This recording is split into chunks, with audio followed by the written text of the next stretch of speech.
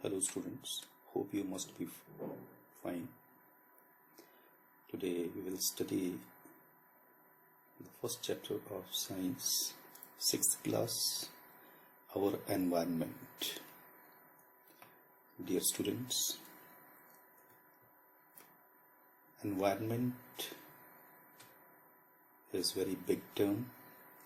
It includes everything that is present surrounding you, all kinds of living and non-living things. And here in this chapter you have to study about your environment. What is our environment? So let us discuss. We see a variety of plants and animals around us. They may be similar or different depending upon the geographical and climatic conditions. You see, this is important here. Geographical and climatic conditions. Plants and animals exist in different areas. They are of different types just because of their climatic conditions or geographical conditions. For example, you see polar bears, they are found only in polar regions, whereas cactus plants that exist in dry areas, desert areas.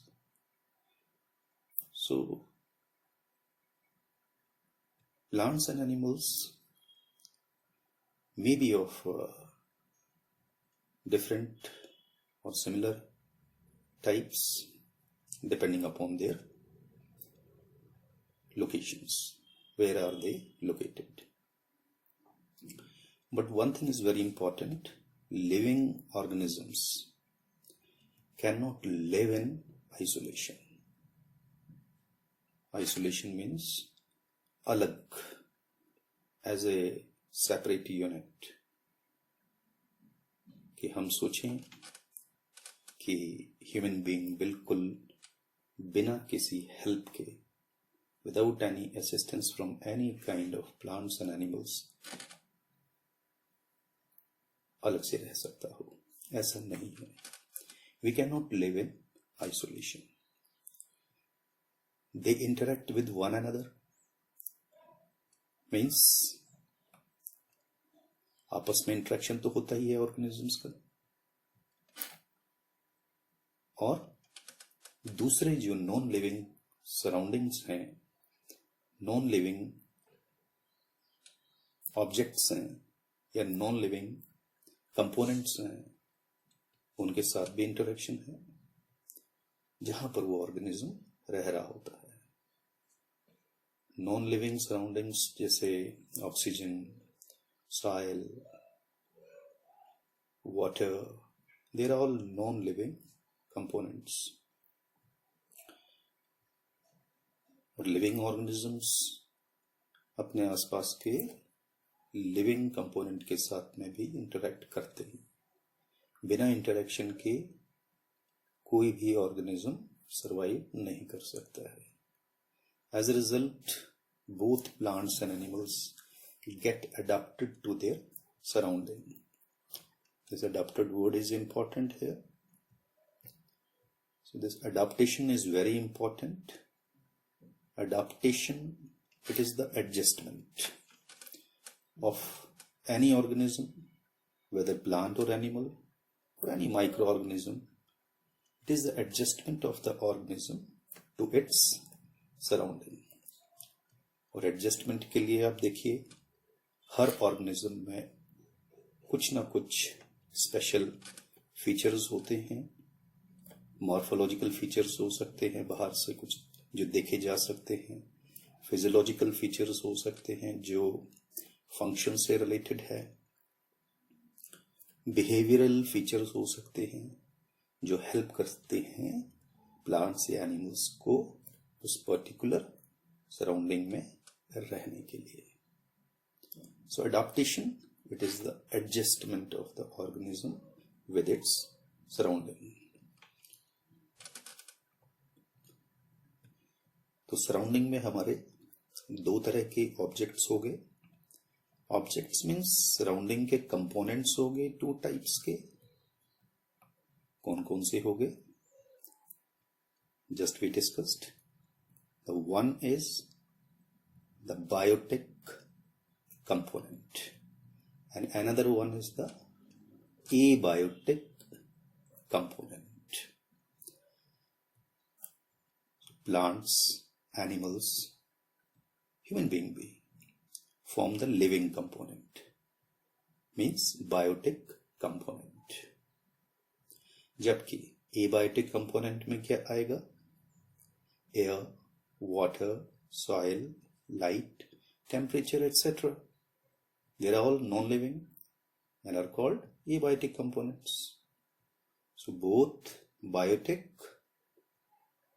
and abiotic components taken together constitutes our environment.